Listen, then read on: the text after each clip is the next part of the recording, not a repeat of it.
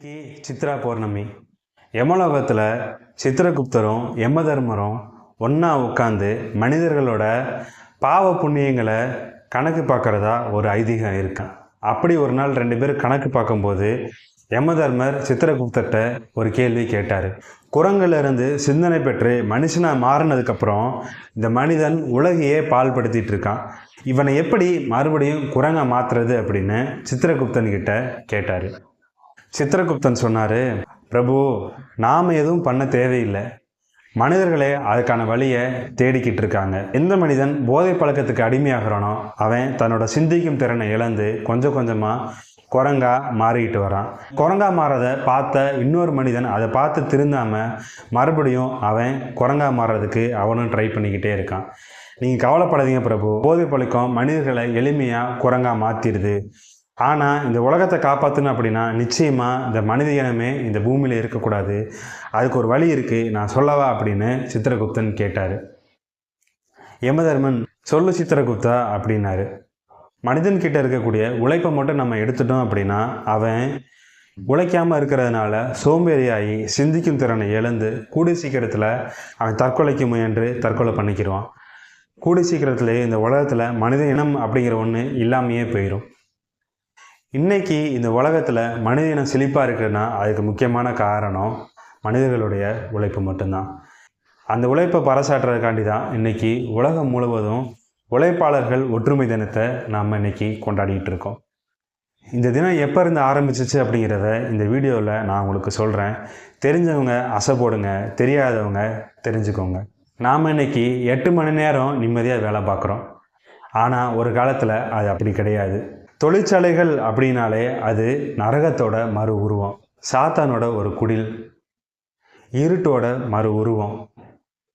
தொழிற்சாலைகளில் ஆண்கள், பெண்கள், 12 வயதிற்கு மேற்பட்ட குழந்தைகள் அப்படின்னு பாரபட்சமே இல்லாமல் எல்லார்கிட்டமே 16 மணி நேரம் வேலைகள்.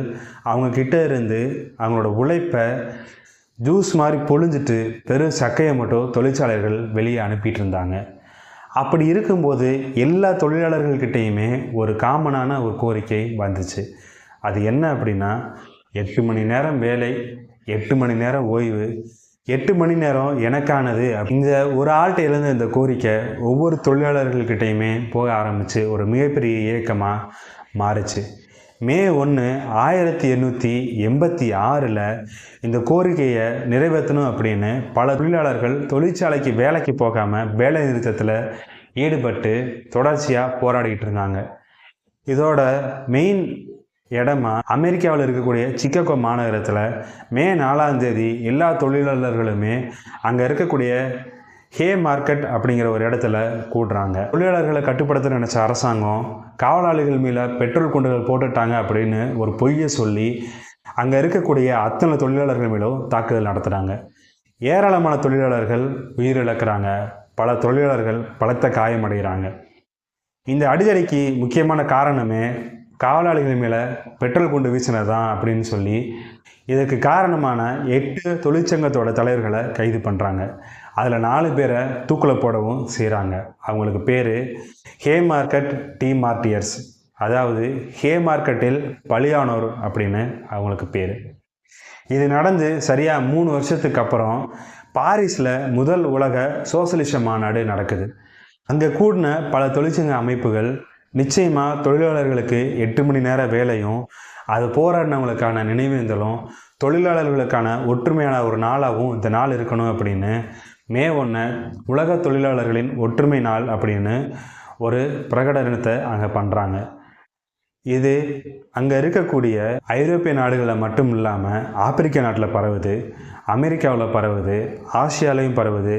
கிட்டத்தட்ட 80 நாடுகள் ஆரம்பித்து இன்றைக்கி பல நாடுகள்லையுமே இந்த மே 1 உலக தொழிலாளர்களின் ஒற்றுமை நாளாக கொண்டாடப்படுது. அன்னைக்கு 16 மணி நேரம் கஷ்டப்பட்டாங்க, சரி. இன்றைக்கி 8 மணி நேரம் தானே, நான் ஜாலியாக தானே இருக்கேன், எனக்கு எதுக்குப்பா இந்த மே தினம், நான் ஏன் இந்த மே தினத்தை கொண்டாடணும் அப்படின்னு நீங்கள் கேட்டிங்க அப்படின்னா ஒரு 3 காரணத்தை நான் சொல்கிறேன். இந்த காரணத்தோட முடிவில் அது உண்மை அப்படிங்கிறத நீங்களே புரிஞ்சுக்குவீங்க. அதில் காரணம், நம்ம எல்லாருமே நினச்சிட்ருக்கோம் நம்ம வெறும் 8 மணி நேரம் தான் வேலை பார்க்குறோம் அப்படின்னு. எங்கே உங்கள் மனசாட்சி சொல்லுங்கள், கரெக்டாக 8 மணி நேரத்தில் நீங்கள் உங்கள் வேலையிலேருந்து உங்களால் எந்திரிக்க முடியுமா? இது பெண்டிங்கில் இருக்குது, அது பெண்டிங்கில் இருக்குது அப்படின்னு சொல்லி நம்மளை உட்கார வைப்பாங்க. லீவு நாளில் கூட நம்மளை விட மாட்டாங்க, நம்மளை தொந்தரவு பண்ணுவாங்க. அன்வான்டாக இமெயில் அனுப்பி இதை பாரு அதை பாரு அப்படின்னு சொல்லி நம்மளை செக் பண்ண சொல்லுவாங்க. இதெல்லாம் நம்ம எதிர்த்து போராடணும் அப்படின்னா இந்த மே தினத்தை நம்ம நிச்சயமாக நினைவு கூர்ந்ததே ஆகணும். 2வது காரணம் ஒற்றுமை. எனக்கு ஏதாவது ஒரு பிரச்சனை வருது, இதை நான் போய் மேனேஜ்மெண்ட்டுக்கிட்ட பேசணும் அப்படின்னா எனக்கு உண்டான அந்த பிரச்சனையை மேனேஜ்மெண்ட் வெளிமனித பிரச்சனையாக மட்டும்தான் பார்க்கும், அதுக்கான சொல்யூஷனை கொடுக்காது. இதே இது ஒரு தொழிற்சங்கமாக சேர்ந்து நம்ம மேனேஜ்மெண்ட்டுக்கிட்ட ஒரு பிரச்சனையை எடுத்துகிட்டு போகிறோம் அப்படின்னா அது ஒரு மிகப்பெரிய சக்தியாகவும் அவங்களுக்கு ஒரு தொந்தரவாக நினைப்பாங்க. அந்த பிரச்சனைக்கான தீர்வு கிடைக்கிறதுக்கான வாய்ப்பு அதிகமாக இருக்குது. இந்த ஒற்றுமைக்காகவும் நம்ம மே தினத்தை கொண்டாடணும். 3வது, பல வருஷத்துக்கு முன்னாடி நடந்த போராட்டமும் அதில் பங்கு பெற்ற தொழிலாளர்களோட உறுதித்தன்மையையும் இன்றைக்கி நாம் அதை நினச்சி பார்க்கணும். அடுத்து வரக்கூடிய தலைமுறை தொழிலாளர்களுக்கு அதை நம்ம நிச்சயமாக கடத்தணும். பழைய தொழிலாளர்களுக்கு என்ன உறுதித்தன்மை இருந்ததோ அடுத்து வரக்கூடிய தொழிலாளர்களுக்கும் இன்றைக்கி பாலமாக இருக்கிறதுக்காக நிச்சயமாக இந்த மே தினத்தை நம்ம கொண்டாடியது ஆகணும். ஏன்னா இந்த உலகம் பெரும் பணத்தால் மட்டும் இயங்குறது கிடையாது. உங்களை மாதிரி என்ன மாதிரி உழைக்கும் கரங்களாலையும் நல்ல மனங்களாலையும் அற்புதமான இதயங்களாலும் தான் இந்த உலகம் இயங்கிட்டு இருக்கு. அனைவருக்கும் மே தின நல்வாழ்த்துக்கள். நன்றி, வணக்கம்.